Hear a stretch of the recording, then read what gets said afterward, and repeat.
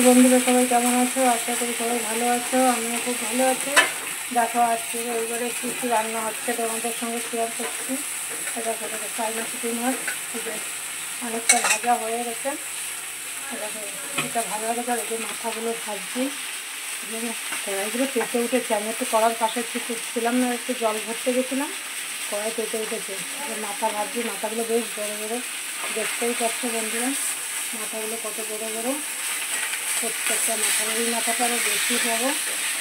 এটা হচ্ছে তোমাদের দেখো কত বড়ো। মাছ ভাজা হয়ে গেছে। মাছ ভাজা করে এদিকে দেখো কী মাছ, এটা হলো ইলিশ মাছ। এটা কাঁচা রান্না করে, এটা ভেজে করবো না, কাঁচা সর্ষে বাটা দিয়ে কাঁচা ইলিশ মাছ ভাজাবো এটা। আর আমার সর্ষে ইলিশ খেতে আমাদের খুব পছন্দ করে, সর্ষে ইলিশ খেতে ভালোবাসে, তার জন্য ভাবছি কাঁচা রান্না করবো ওটা। আর এদিকে দেখো মাছের তেল আছে, ডিম হয়েছে, এই ডিমটা আবার আলাদা পেঁয়াজ দিয়ে ভাজবো। আর এই যে ইলিশ মাছের এই যে মাথাটা দেখছো, এটা দিয়ে কচু শাক করবো। জানো তো বন্ধুরা, ইলিশ মাছের মাথা দিয়ে কচু শাক করলে খুব ভালোই লাগে খেতে। কচু শাক করবো ইলিশ মাছের মাথা দিয়ে। দেখো এই মাথাগুলো ভাজা হয়ে গেছে, তাহলে আমি একটা একটা করে নামিয়ে নিচ্ছি।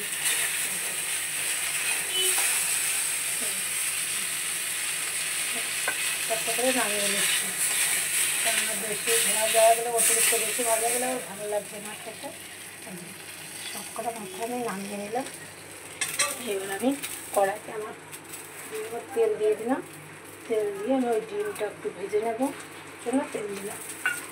আর ইলিশ মাছটা তো আমি ভেজে করবো না, তোমাদের বলেছি ইলিশ মাছটা ভেজে করবো না।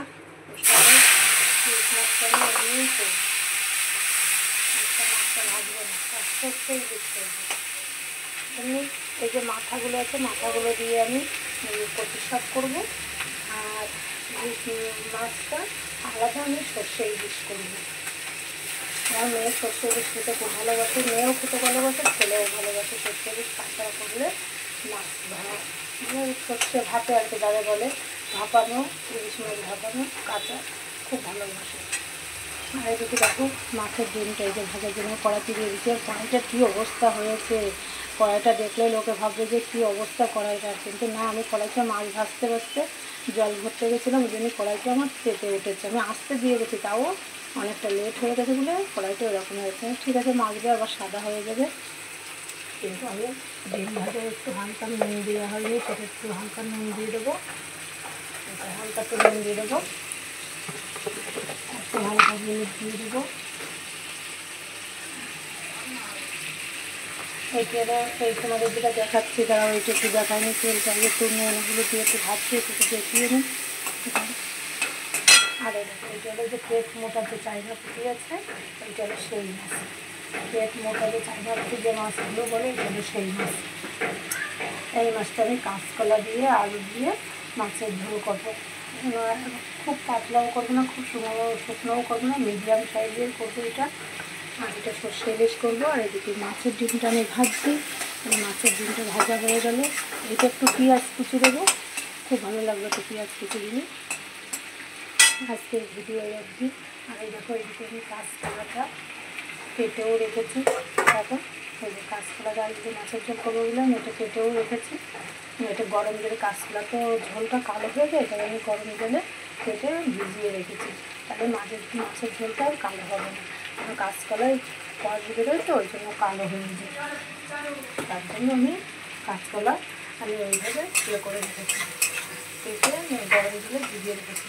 আর ওই পাশে দেখো ভাত বসিয়েছি, ভাতটা এটাকে একদম ভরা টাপে টাপে, আজকে লোক আছে বাড়িতে, ওই জন্য একবারে বেশি করেই ভরা ভরা করে বসিয়ে দিয়েছি ভাতটা।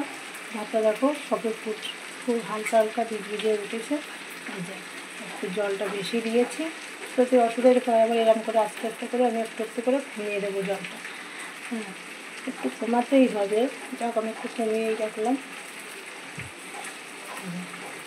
কেননা যে বেশি আবার ফুটে উঠলে আমার গ্যাসে পড়বে, গ্যাসটা নোংরা হয়ে যাবে।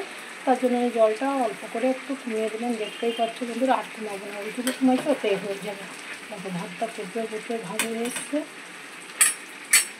কেমন হয়েছে আমার ভিডিওটা আজকে অবশ্যই একটু কমেন্ট করে জানাবে। তোমাদের ছোট্ট কমেন্ট খুব আমার করতে খুব ভালো লাগে। নতুন বন্ধু হলে একটু আমাকে পাশে থাকবে, অবশ্যই আমি তোমাদের পাশেও থাকবো। আমার ভিডিওটা কেমন হয়েছে অবশ্যই সবাই একটু কমেন্ট করে জানাবে। ভিডিও আসবে পরে আর একটা ব্লগ নিয়ে, সবাই পেয়েছিল টাটা। সবাই ভালো থেকে সুস্থ থেকে সবাইকে টাটা।